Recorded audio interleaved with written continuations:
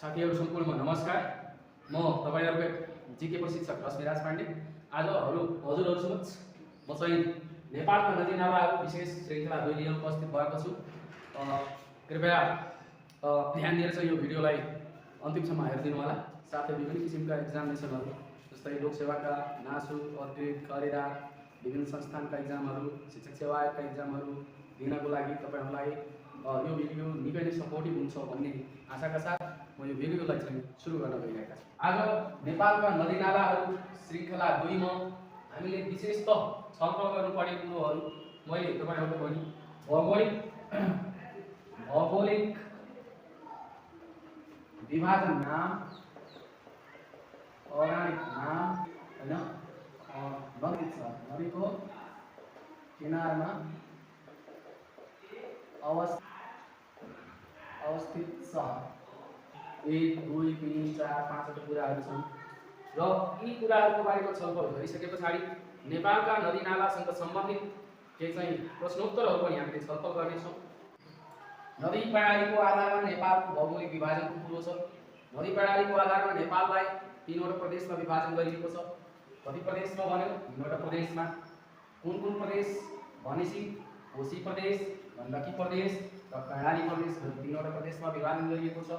अब कोशी प्रदेश कहाँदेखि कहाँसम्म फैलिएको छ त्यो बारे जान्नु पर्यो। कोशी प्रदेश तपाईको पूर्वमा कञ्चनजङ्घादेखि हिमालदेखि कञ्चनजङ्घा हिमालदेखि पश्चिममा लाङटाङ हिमालसम्म फैलिएको जुन क्षेत्र छ त्यसलाई कोशी प्रदेश भनेर चिनिन्छ र कोशी प्रदेशको सिंचित क्षेत्र 33 लाख वर्ग किलोमिटर छ। अर्थात् कोशी नदीले कोशी प्रदेशको 33,000 वर्ग किमी क्षेत्रफललाई सिंचित गरिन्छ भनेर बुझ्नुपर्छ। त्यसैले गण्डकी प्रदेश अब कोशी तपाईको कञ्चनजङ्घाबाट सुरु भएर लाङटाङमा हिँड्नु भएको थियो। गण्डकी तपाईको लाङटाङबाट सुरु भएर धौलागिरीमा हिँड्नुहुन्छ। अर्थात् पूर्वमा लाङटाङदेखि पश्चिममा धौलागिरीसम्म फैलिएको क्षेत्र जुन छ त्यो क्षेत्रलाई हामीले गण्डकी प्रदेश भनेर चिन्ने गर्छौँ। गण्डकी प्रदेशको सिंचित क्षेत्र 26,000 वर्ग किलोमिटर छ। 26,000 वर्ग किलोमिटर। त्यसैगरी तेस्रोमा कर्णाली प्रदेश। कर्णाली प्रदेश पूर्वमा धौलागिरीबाट सुरु भई पश्चिममा व्यास हिमालसम्म चाहिँ फैलिएको छ र यसको सिंचित क्षेत्र 49,000 वर्ग किलोमिटर रहेको छ। हामीले यसलाई सम्झनाको लागि कसरी सम्झने, कहाँदेखि कहाँ फैलिएको छ भन्नाले यो यसलाई हामीले केएल, केबाट कञ्चनजङ्घा, एलबाट लाङटाङ, एललाई एलडी, केएल एलडी र यसलाई डीबी भनेर सम्झन सक्छौँ। समग्रमा तपाईले यसलाई KL LD DB, KL LD DB जहाँ के भने अब साथीहरु हामी छलफल गर्नेछौँ भोटमा मूल भएका नदीहरु। भोटमा मूल भएका नेपालका नदीहरुको संख्या 6 वटा रहेको छ। कतिवटा भनेपछि 6 वटा।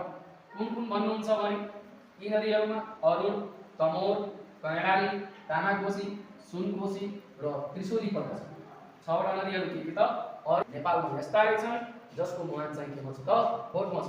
यी 6 वटा सम्झनाको लागि यहाँ तपाईले कोड दिएछ अता कता सुत्री, अता कता सुत्री।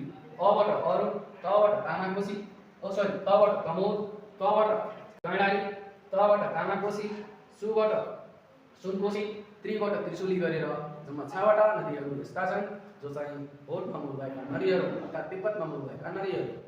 भोटमा मूल भएका नदीको बारेमा छलफल गरिसकेपछि हामीले चाहिँ छलफल गर्नुपर्ने हुन्छ नेपालको कुन नदीलाई भारतमा के भनिन्छ, अर्थात् कुन नदी नेपालमा कुन नामले चिनिन्छ र त्यसलाई त्यही नदीले भारतमा कुन नामले चिनिन्छ त्यसको बारेमा हामीले छलफल गर्नुपर्ने हो। ल यहाँ हेर्नुस्, नेपालको नाम भनेछ भारतमा ती नदीको नाम। अब यहाँ नेपालको नाम मेची भनिने नदीलाई भारतमा चाहिँ महानन्दा भनेर चिनिन्छ। नेपालमा कङ्काई भन्ने नदीलाई भारतमा बिरिङ भनेर चिन्ने गरिन्छ। नेपालमा गण्डकी भन्ने नदीलाई भारतमा गण्डक भनेर चिनिन्छ।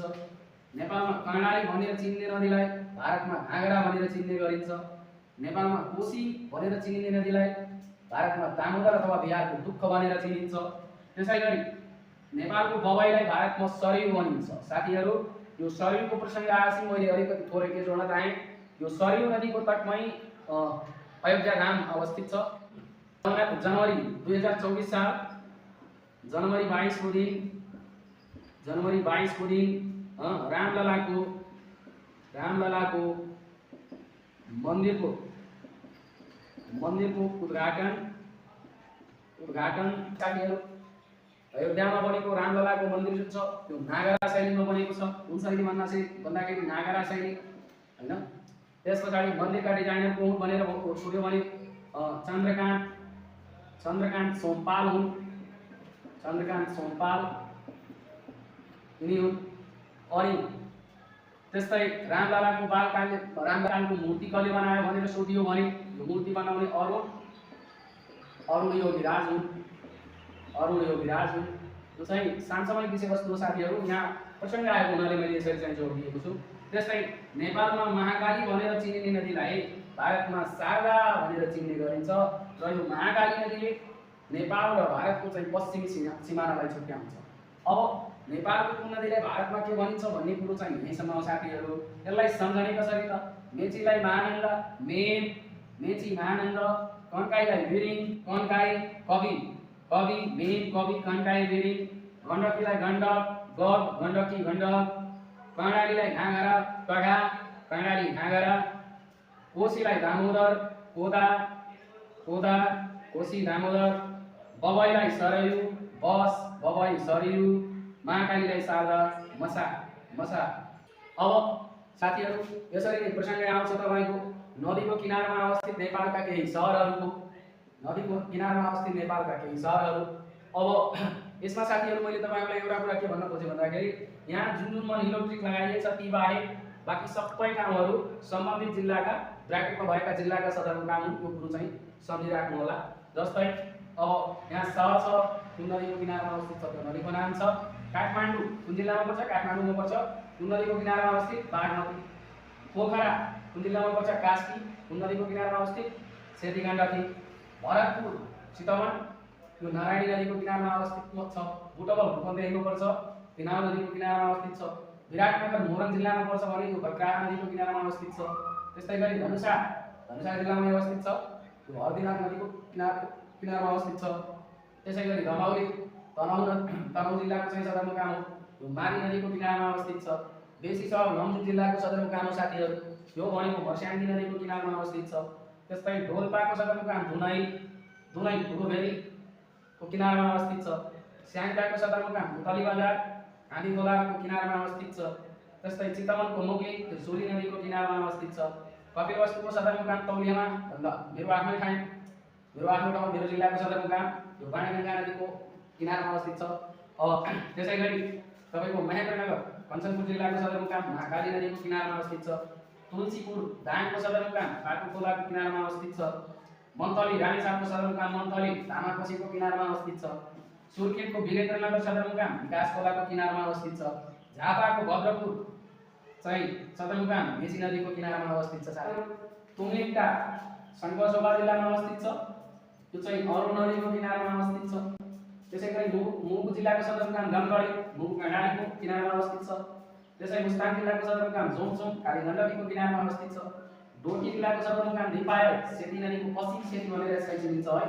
सेती दुईटा छन्, एउटा सेती गण्डकी पूर्वमा जुन चाहिँ पोखरा जसको किनारमा अवस्थित छ भने पश्चिमी सेतीको किनारमा अवस्थित दिपायल डोटीको चाहिँ दिपायल अवस्थित छ। आसामको साबेनगर चाहिँ बुढीगङ्गा नदीको किनारमा अवस्थित छ साथी। त्यसै गरी अब कुन नदीको किनारमा कुन सहर अवस्थित भन्ने कुरो चाहिँ हामीले छलफल गरिसकेका छौँ। अब आउँछ साथीहरू हाम्रो केही नदीहरूको पौराणिक अर्थात् संस्कृत नाम। हालको नाम के छ त्यसलाई संस्कृतमा अथवा पौराणिक कालमा के भन्ने गरिन्थ्यो त्यसको बारेमा हामी छलफल गर्छौँ।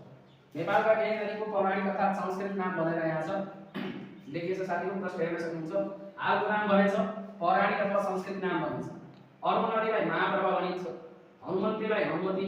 अब यसलाई सम्झनाको लागि अलिकति के गर्नु पर्यो भन्दाखेरि साथीहरू अलिक चिकी बनाउनु पर्यो। जस्तै हनुमन्ती हनुमती, हनुमन्तीलाई के त हनुमती, हनुमन्तीले हनुमतीलाई मन परायो, यसरी सम्झाउनु छ साथीहरू, अलि सजिलो हुन्छ। त्यस्तै धोबीखोलालाई रुद्रमती भनेर चिनिन्छ। अब धोबीखोलालाई रुद्रमती सम्झनाको लागि धोबीले रुद्र रूप लियो। बाणगङ्गालाई भागीरथी भनिन्छ साथीहरू। यो भागीरथीको अर्थ यसको चाहिँ परिसरणी हुन्छ। परिसरणी भागीरथीको अर्थ परिसरणी हुन्छ। यो कुन सालको लोकसेवा हो साथीहरू सोधेको पनि रहेछ। भागीरथीको अर्थ परिसरणी हुन्छ। मनोहरालाई मणिमती, नक्कुटोलालाई प्रभावती हैन। टुकुचालाई इच्छुमती यो टुकुचा भन्ने खोला चाहिँ सबैले चिन्नु होला, काठमाडौँ जिल्लामा अवस्थित छ। यो सन्दर्भमा चाहिँ घटनाहरू पनि घटेका छन्। यो पुरिएको खोलोलाई युवा जेनदार इमानदार कर्मठी काठमाडौँ महानगरपालिकाका मेयर बालिन शाहज्यूद्वारा चाहिँ यो खोला फेरि खनेर चाहिँ यसको बाटो जसलाई बाटो देखाइएको छ भनेर भन्न सकिन्छ। त्यस्तै चेप्लेलाई चम्पावती, झिमरुकलाई धर्मावती भनिन्छ साथीहरू, भाषाखुसीलाई भद्रवती भनिन्छ। त्यसैगरी साथीहरू माविलाई रत्नधारा अथवा कमारी स्वरूपा भनेर चिनिन्छ, राप्तीलाई अचिरावती भनेर चिनिन्छ, लिकुलाई चाहिँ हेमगङ्गा भनेर चिनिन्छ साथीहरू। यो लिकुलाई हेमगङ्गा भन्ने जुन छ, राप्तीलाई अचिरावती भन्ने जुन छ, यिनीहरू चाहिँ लोकसेवाका विभिन्न इक्जामहरूमा सोधिसकेका प्रश्नहरू हुन् र यहाँबाट एउटा प्रश्न ढुक्कै हो साथीहरू आउने। त्यही भएर यसलाई चाहिँ एकदम मनन गर्नु होला, ध्यानमा राख्नु होला। भिडियोलाई चाहिँ हेरेर यसबाट तपाईहरुले चाहिँ लिन सक्नुहुनेछ।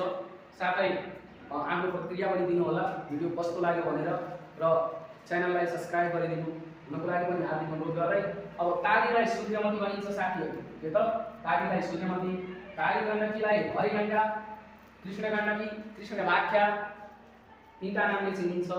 त्यसै धरमतीलाई विश्वधारा। अब सम्झना विश्व गरम छ, विश्व कस्तो छ, गरम छ। कर्णालीलाई पञ्चेश्वरी हैन, कर्णाली 5 पटक घुमे, कर्णाली 5 पटक घुमे अथवा कर्णालीमा पञ्चेबाजा बजाए, कर्णालीमा पञ्चेबाजा बजाए भनेर सम्झन सक्नुहुन्छ। बुढी गण्डकीलाई यशोधरा, सम्झने कसरी भन्दाखेरि यशोधरा बुढी भइन् अरे, के भइन् त, यशोधरा बुढी भइन्। त्यस्तै सेती गण्डकीलाई सुवर्ण सरिता। अब सेती भनेको सेतो, सेतोको संस्कृत शब्द नै सुवर्ण हुन्छ साथीहरू। भनेपछि सेती गण्डकीलाई के त सुवर्ण सरिता। मर्स्याङ्गीलाई शीतप्रभा, जो शीतप्रभा, मर्स्याङ्गीलाई शीतप्रभा। त्रिशुलीलाई धर्मधारा अथवा हरगङ्गा भनौँ। त्रिशूल भनेको धर्मसँग सम्बन्धित हुन्छ साथीहरू। त्रिशुलीलाई धर्मधारा यसरी सम्झन सकिन्छ। सानो भेरीलाई रुद्रगङ्गा, बाडीघाटलाई भद्रावती, दुधकोशीलाई सत्यवाहिनी, इन्द्रवतीलाई पार्वतीलाई सत्यवाहिनी साथीहरू, तमोरलाई पापधनी, तिनामलाई तिलोत्तमा भनेर चाहिँ हामीले सम्झन सक्छौँ साथीहरू। ल साथीहरू, यस पछाडि हामीले नेपालका केही नदीहरूको उद्गम स्थलको बारेमा छलफल गर्न गइराखेका छौँ हैन। कुन नदीको उद्गम स्थल कहाँ हो त्यसको बारेमा हामीले छलफल गर्नुपर्ने हुन्छ। यहाँ मैले सर्वकै नदीको नाम र उद्गम स्थलहरू चाहिँ छलफलको रूपमा लेखिएको छु, तपाईहरुले बुझ्न सजिलो हुन्छ। यहाँ नदी भन्यो, नदीको नाम आउँछ, उद्गम स्थल के रहेछ। जस्तै बागमतीको उद्गम स्थल कहाँ त बागवा, विष्णुमतीको उद्गम स्थल सपनतीर्थ, विष्णु भगवान सपनामा आए।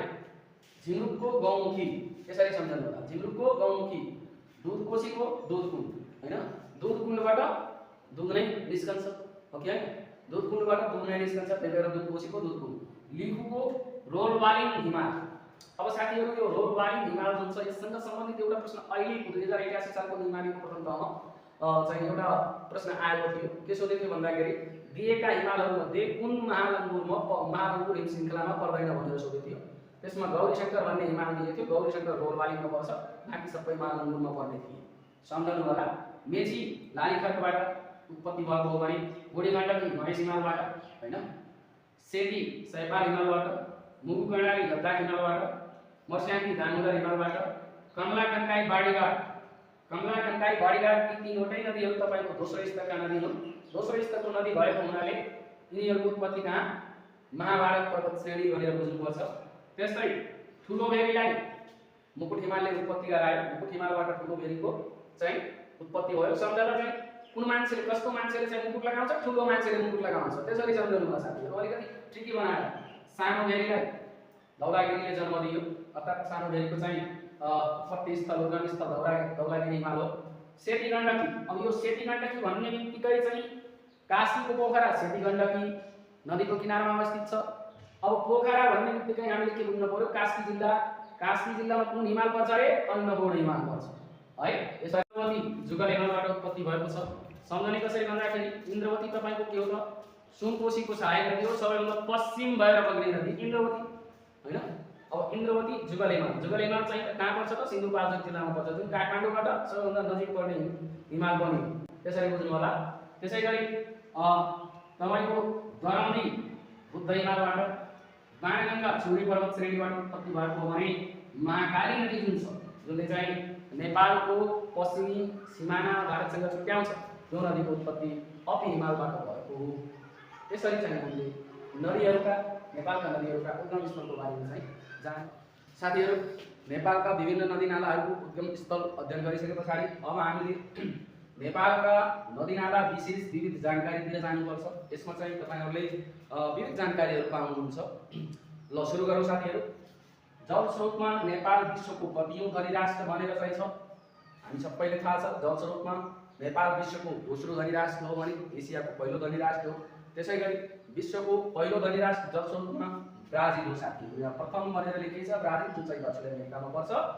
यसरी सम्झनु होला। फेरि नेपालले विश्वको कुल जल सम्पदाको ओगटेको हिस्सा भन्नाले नेपालका नदीनालाहरूले विश्वका कुल जल सम्पदाको कति भूभाग ओगटेका छन्, कति हिस्सा ओगटेका छन्, यो तपाईको 2.27% हो साथीहरू। 2.27%। त्यसैगरी साथीहरू नेपालको कुल क्षेत्रफलको कति प्रतिशत भूभाग नदीनालाले ओगटेको छ? यसको एक्ज्याक्ट एन्सर 3.9%। त्यसैगरी नेपालको नदीनालाहरूबाट उत्पादन हुन सक्ने कुल विद्युत जलविद्युत अर्थात् नेपालका नदीनालाहरूबाट कति मेगावाट जलविद्युत उत्पादन गर्न सकिन्छ भनेर प्रश्न तपाईहरुलाई आयो भने यसको एक्ज्याक्ट एन्सर 83,000 मेगावाट हो। अब यो 83,000 मेगावाट जलविद्युत उत्पादन गर्न सकिन्छ भनेर कुन व्यक्तिको चाहिँ प्रतिवेदनले अथवा प्रतिवेदनले चाहिँ देखाएको हो अथवा कुन व्यक्तिले अनुमान गरेको भने अनुमानकर्तामा हरिमान श्रेष्ठको नाम नबिर्सनु होला। हरिमान श्रेष्ठ र उहाँलाई उपनाम के दिएछ भन्दाखेरि बिजुलीबाको उपनाम दिएछ। बिजुलीबा भनेर नेपालमा कसलाई चिनिन्छ भनेर सोधियो भने हरिमान श्रेष्ठ। अनि नेपालका नदीनालाहरूबाट 83,000 मेगावाट जलविद्युत उत्पादन गर्न सकिन्छ भनेर कसको प्रतिवेदनले देखायो भनेर सोध्यो भने पनि त्यहाँ चाहिँ हरिमान श्रेष्ठ नबिर्सनु होला। त्यसैगरी आर्थिक तथा प्राविधिक रूपले नेपालका नदीनालाबाट उत्पादन हुन सक्ने जलविद्युत क्षमता कति त? आर्थिक अभियान नेपालका नदीनालाबाट 83,000 मेगावाट जलविद्युत उत्पादन गर्न सकिन्छ। तर आर्थिक तथा प्राविधिक रूपमा नेपाल कति मेगावाट जलविद्युत उत्पादन गर्न सक्षम छ त? यो भनेर सोध्यो भने तपाईले 42,000 मेगावाट जलविद्युत उत्पादन गर्न नेपाल सक्षम छ भन्ने कुरा चाहिँ सम्झिराख्नु होला। त्यसैगरी नेपालको कुल जल भण्डार कति छ भनेर सोध्यो भने 2,02,000 मिलियन घनमिटर नेपालको कुल जल भण्डार क्षमता रहेको छ। त्यस्तै नेपालमा सर्वप्रथम विद्युत निकालिएको अर्थात् नेपालमा सबैभन्दा पहिले बिजुली कहिले बलेको भन्दाखेरि यो विक्रम सम्वत 1968 सालमा हो साथीहरू। कुन सालमा भन्दा 1968 सालमा। एउटा कुरा चाहिँ के नबिर्सनु होला भन्दाखेरि 1968 सालमा नेपालमा जलविद्युत पनि उत्पादन भयो र यही 1968 सालबाट नेपालमा जनगणना लिने कार्यको थालनी पनि भयो है। जनगणना। त्यसैगरी अब हेर्नुस् नेपालमा सर्वप्रथम जलविद्युत निकालिएको 1968 मा कुन जलविद्युत आयोजना मार्फत त? यो फर्पिङ जलविद्युत आयोजना मार्फत चाहिँ निकालिएको हो। त्यस्तै अब यो फर्पिङ जलविद्युत आयोजनाको अर्को नाम के हो भनेर सोध्यो भने यसलाई चन्द्रज्योति जलविद्युत आयोजना भनेर चिनिन्छ।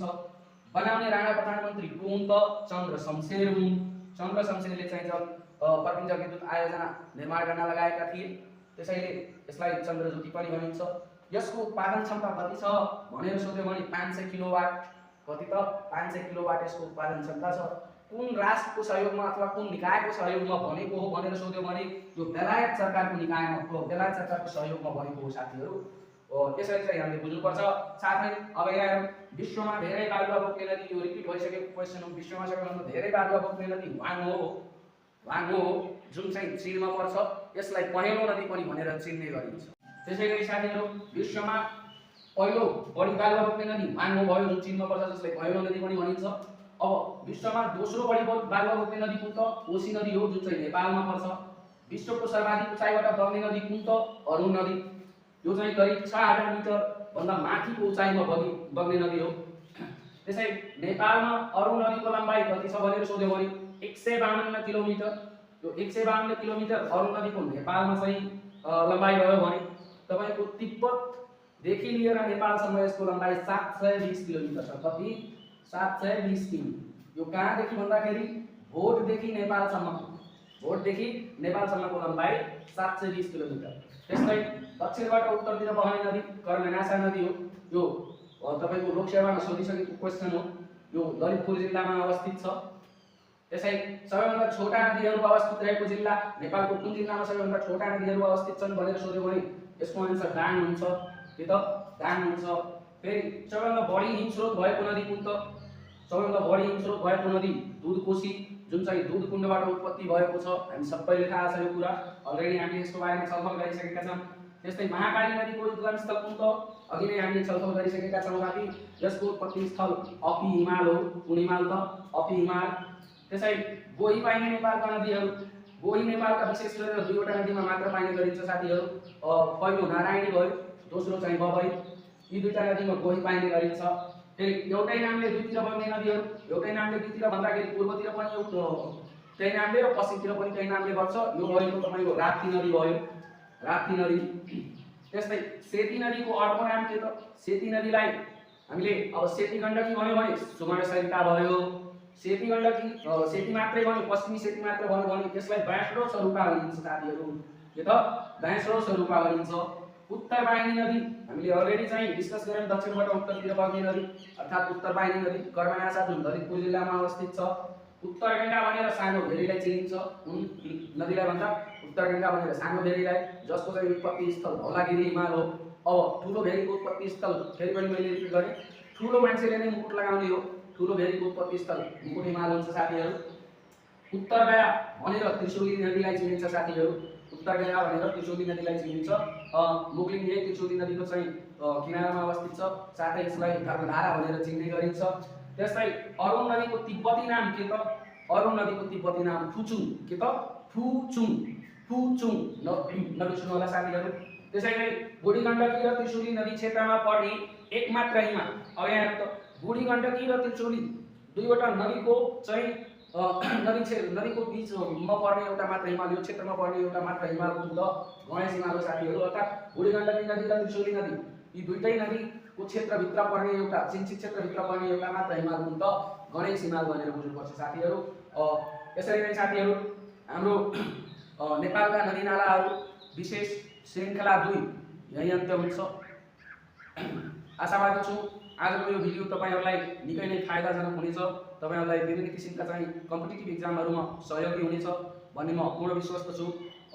यसरी नै नयाँ नयाँ भिडियोहरु ज्ञानमूलक जानकारीहरु पाउनको लागि च्यानललाई सब्स्क्राइब गर्नुहोला। नयाँ भिडियो लिएर उपस्थित हुने छु भन्ने बाचा गर्दै हजुरहरु माझबाट ओझल हुने अनुमति माग्छु।